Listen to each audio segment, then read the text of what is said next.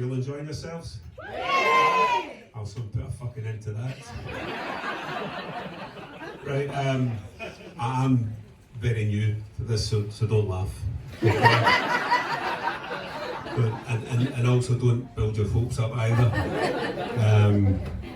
Yeah, I've just kind of started this. I was almost a bit late getting here because I've been watching this advert, the government's kind of road safety advert. Have you seen it? The one that says drive like you've got Gran in the car. So I spent the last 2 hours scrubbing the piss off the back seat.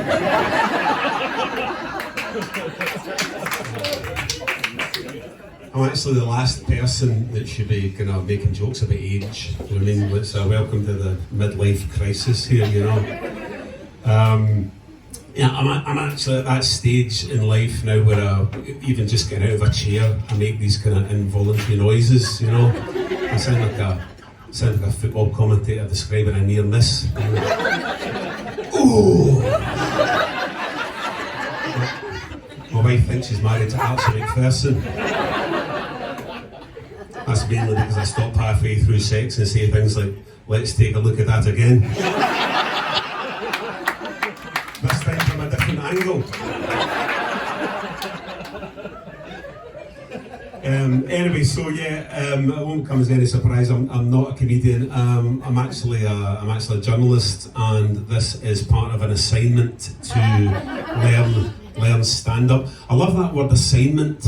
It sounds like it's kind of like a panorama, hard-hitting investigation into child labour in a third world country, you know, which this clearly isn't. But I have, to be fair, I have done, you know, some hard-hitting, you know, gritty news exposes in my time.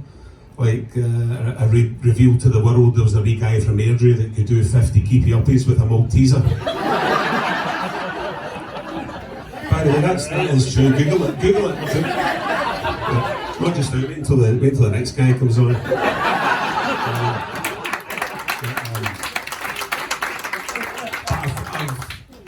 I spent a lot of time, you know, asking questions in my job. It's all about kind of getting to the heart of the matter, you know, asking questions and getting to the bottom of the issues that really, really matter. Like, I've asked in my career things like, you know, is it true that Ewan McGregor's got the longest cock in Hollywood?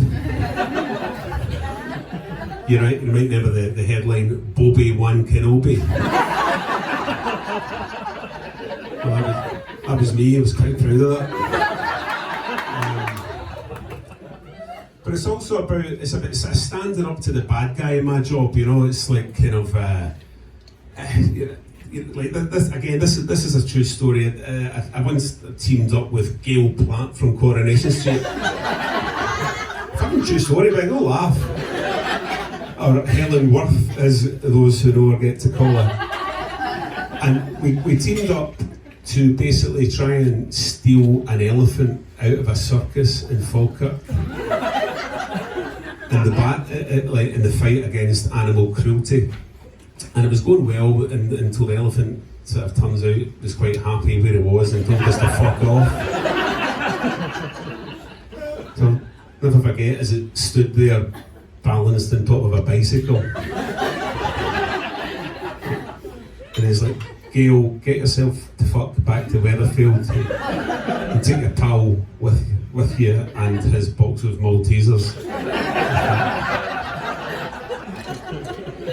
But I'm doing myself a bit of disservice because actually, genuinely, I'm a journalist. I have done some serious stuff over the years. I started out as a kind of news reporter, just, you know, writing stories about shagging celebrities and, you know, generally minding my own business. And then one day I kind of inadvertently decided to become a war correspondent. Again, without a word of a lie. People used to send me around the world, right, to cover conflicts in some of the most dangerous countries on the planet. Just to give you some kind of, you know, perspective on that, I wouldn't send me to the shops to buy a loaf of fucking bread. But they saw fit to send me to places like, you know, Afghanistan, Iraq, and Kosovo. Two incidents defined my career as a war correspondent. The first one that springs to mind, Basra, Iraq, 2003, and I'm embedded with this unit that is under attack in a bombed out college building. So, as you can imagine, I'm absolutely terrified. It's the Fedayeen militia were bombing us, and I kind of thought, right, I'm here to do a job. So, I'm scared, but I'm here to do a job. So I put my helmet on, I put my flak jacket on, and I hid in a fucking cupboard.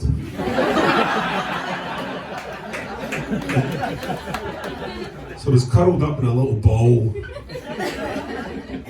and the gunfire's getting louder and louder and closer, and I am so scared. And I remember thinking, oh, the irony.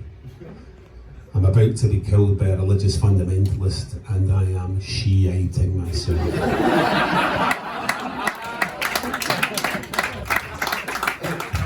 The second incident, Kosovo, I actually lost part of my hearing in an ambush. I was in a vehicle full of kind of journalists from various countries, and 6 rounds were fired through the windscreen, 1 right past my left ear. And it was a miracle nobody was killed. I felt particularly sorry for the translator in the back seat who had to say, fuck me, that hurt in 4 different languages.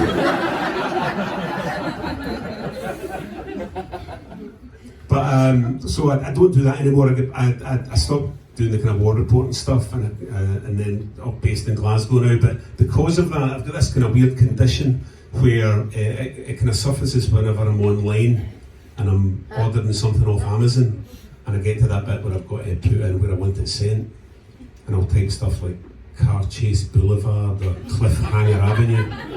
I'm diagnosed with post-traumatic address disorder. But other journalists, other sort of war correspondents used to say to me, I don't get you, why are you such a shitebag? You come from Glasgow, you come from the hardest city in the planet, right? They don't call it no mean city for no reason. It's the kind of place that if someone chucks a petrol bomb into a pub, someone else will drink it, right? That's how hard Glasgow is. And I would always say, well, that is true. It used to be the case back in the day, back in like the 20s, the razor gangs and all that. Glasgow was really, really hard. But have you not noticed latterly how our kind of hard men are kind of shite? Our underworld gangsters have all got nicknames that make them sound like something off the Disney Channel. I'll give you an example. There's a guy who used to run the city up until a few years ago went by the nickname Specky. Fucking Specky. I've got a Specky at work, and trust me, he's not the kind of guy that the Pablo Escobar quaker in his shoes.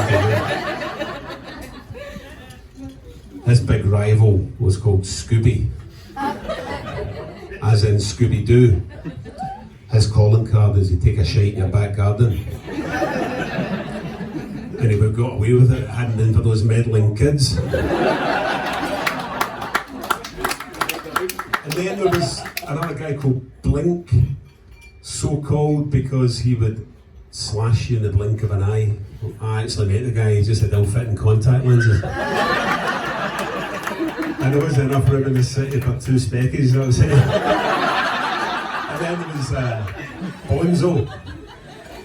Bonzo sounds like some of the CDs, doesn't it? Imagine that episode. Look, children, here comes Bonzo. He's very grumpy today. He's lost his jellies. Will we help him find them? We know a song about gangland executions, don't we, children? We'll be singing to Bonzo, see if we can cheer him up.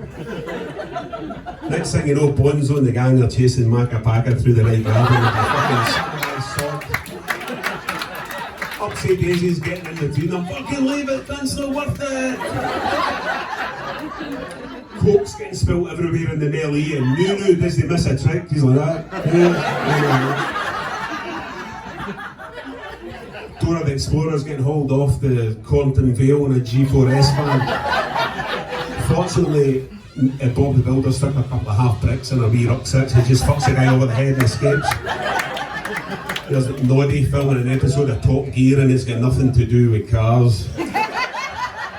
Or just leave you with this final thought. If it was up to me, I would rewrite the opening scene of The Godfather with all that in mind. Don Corleone, your friends from Glasgow are here to celebrate your daughter's wedding. We have Scooby, we have Bonzo, SpongeBob SquarePants. Blink sends his apologies, he got lost on the way here. He should have gone to Specsavers. Ladies and gentlemen, thanks very much.